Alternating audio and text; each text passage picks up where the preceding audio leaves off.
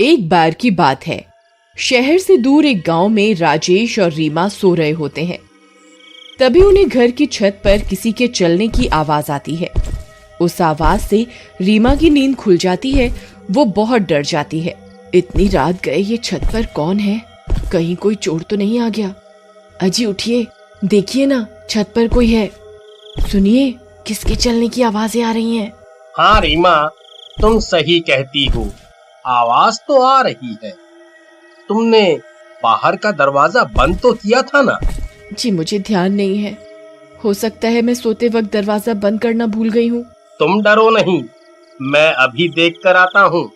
फिर राजेश दबे पांव बाहर मेन गेट को देखने के लिए जाता है। अरे, मेन गेट तो बंद है, तो फिर छत पर कौन है? अरे अरे, मर गए रे! फिर वो डर जाता है और डर के मारे वापस घर के अंदर घुस जाता है। अजी क्या हुआ? आप इतने घबराए हुए क्यों हो? अरे रीमा, मेन गेट तो बंद है, तो फिर कोई छत पर कैसे चढ़ सकता है? मुझे लगता है ये कोई चोर नहीं है, ये वही है जिसके बारे में गांव में अफवाह फैली हुई है। अजी आपका दिमाग खराब तो नहीं हो गया? शुभ शुभ बोलिए। नहीं रीमा, मैं सही कह रहा हूँ। गांव में अफवाह फैली हुई है कि एक आत्मा है जो घर की छत पर आती है और तीसरे दिन घर में रहने वालों का सर काट कर अपने साथ ले जाती है। अरे मर गए रे! तो क्या हमारी छत पर वो मनहूस आत्मा घूम रही है? हे भगवान, अब हम क्या करें? रीमा, जल्दी जाओ, सारी लाइट बंद कर दो, कहीं उसे पता ना चल जाए कि घर में कोई है। फिर रीमा घर की सारी लाइट बुझा देती है और वो दोनों एक कंबल के नीचे छिप जाते हैं। वो चुड़ैल रात भर उनकी छत पर इधर उधर मंडराती रहती है। फिर सुबह होने पर राजेश गांव वालों को इस बारे में बताता है। भाई, ये घटना अब बढ़ती ही जा रही है। राजेश भाई, एक काम करो, आज रात छत पर मिट्टी डाल देना। अगर कोई छत पर आया तो उसके पैर उस पर छप जाएंगे। इससे पता चल जाएगा सच में कोई छत पर आता है या ये सिर्फ एक अफवाह है। फिर रात होने से पहले राजेश छत पर मिट्टी डाल देता है। देर रात राजेश और रीमा सो रहे होते हैं। तभी उन्हें किसी के गुर्राने की आवाज आती है। डर के मारे उनकी नींद खुल जाती है। अजी देखिए, छत से गुर्राने की आवाज आ रही है। लगता है कोई बंदर है। अजी नहीं, ये किसी बंदर की आवाज नहीं हो सकती। ये बहुत डरावनी आवाज है। अजी आज दूसरा दिन हो गया और ये मनहूस आत्मा हमारे घर की छत पर मंडरा रही है। अजी गांव वालों का मानना है कि तीसरे दिन वो सर काट कर अपने साथ ले जाती है। जी अब क्या होगा? अरे तुम रोना बंद करो, पहले पता तो चल जाए कि छत पर सच में कोई चुड़ैल है या कोई जंगली जानवर। फिर रात भर उन्हें छत पर किसी के चलने और गुर्राने की आवाज आती है। सुबह होने पर राजेश और रीमा घर की छत पर जाते हैं तो उनकी आंखें फटी की फटी रह जाती हैं। वहां मिट्टी पर बड़े बड़े कदमों के निशान होते हैं और वो उल्टे होते हैं। अरे मर गए रे, ये तो उल्टे पैरों के निशान हैं। इसका मतलब चुड़ैल की अफवाह नहीं, सच है। मुझे अभी गांव वालों को इसके बारे में बताना होगा। फिर राजेश भागता हुआ जाता है और कुछ गांव वालों को अपने साथ लेकर आता है। वे सब गांव वाले उन उल्टे पैरों के निशान देखकर डर जाते हैं। ए भगवान, ये तो उल्टे पैरों के निशान हैं भाई। गांव के ऊपर सच में चुड़ैल का साया पड़ गया है। अगर की अफवाह सच है तो इसका मतलब आज तीसरा दिन है और वो चुड़ैल तीसरे दिन उस घर में रह रहे लोगों के सिर काटकर अपने साथ ले जाती है। राजेश भाई, मेरी मानो तो तुम आज ही ये घर छोड़ दो, नहीं तो आज का दिन तुम दोनों की जिंदगी का आखिरी दिन साबित होगा।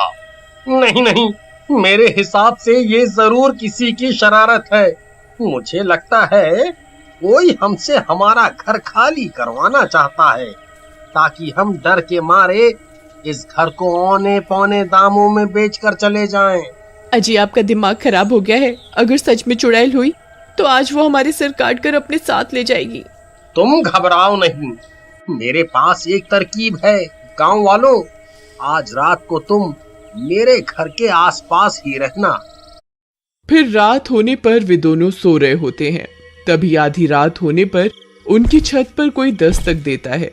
कदमों की आवाज से उन दोनों की नींद खुल जाती है। अजी मर गए, आज तीसरा दिन है, आज हम नहीं बचेंगे जी। आज वो हमारी गर्दन काट कर अपने साथ लेकर ही जाएगी। गांव वालों ने कहा भी था घर खाली कर दो, लेकिन आपने उनकी एक न सुनी। लो आ गई चुड़ैल, अब क्या करोगे? तभी उस चुड़ैल के कदमों की आवाज तेज हो जाती है। अजी लगता है कोई सीढ़ियां उतर रहा है। ये आवाज सीढ़ियों की तरफ से आ रही है। कुछ कीजिए ना, क्या है आपकी तरकीब? अजी रुको रुको, रोना बंद करो, आवाज मत करो, नहीं तो उसे पता चल जाएगा कि हम यहाँ हैं। फिर राजेश दूसरे कमरे में जाता है और वहां से 2 पुतले उठाकर लाता है और उन्हें बेड पर लिटा देता है और उनके ऊपर चादर डाल देता है और सारी लाइट बंद कर देता है। चलो रीमा, अब हमें छुपना होगा, चलो जल्दी करो। फिर वे दोनों उसी बेड के नीचे छिप जाते हैं। तभी दरवाजे पर दस्तक होती है।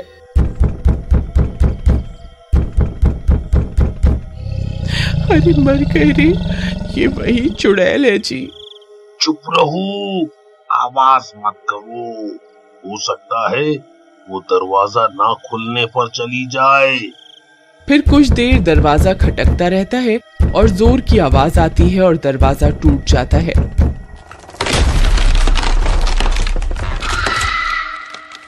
वो चुड़ैल अंदर आ जाती है। वे दोनों बेड के नीचे छिपे रहते हैं। तभी उन्हें चुड़ैल के पैर दिखाई देते हैं। वो उल्टे होते हैं। ये देखकर उन दोनों की सांस अटक जाती है।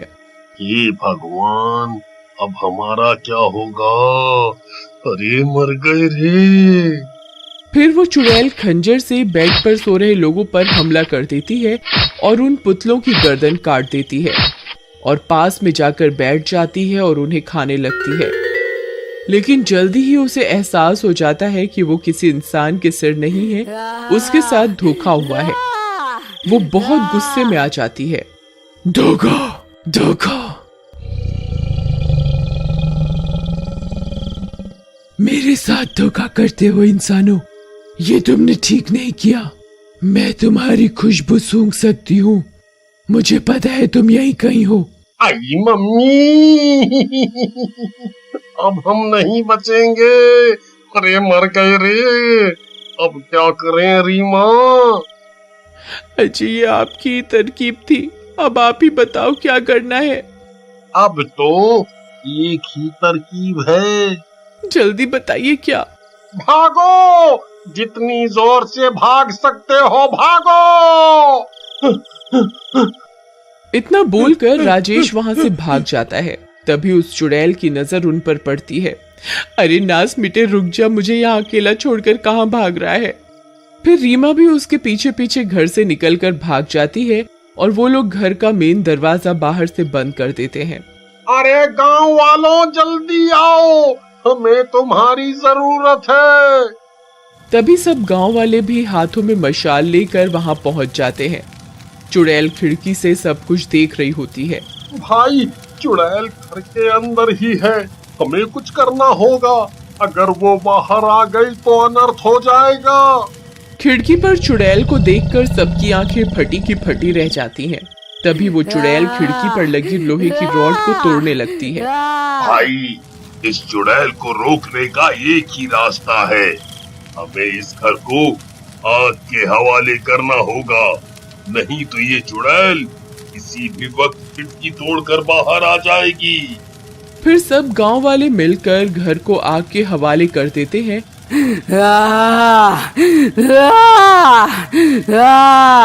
और वो चुड़ैल भी घर के साथ साथ जलकर राख हो जाती है। हम तो बेघर हो गए। तुम घबराओ नहीं, हम सब गांव वाले मिलकर तुम्हारा घर फिर से बनाएंगे। फिर सब गांव वाले मिलकर उनका घर फिर से बना देते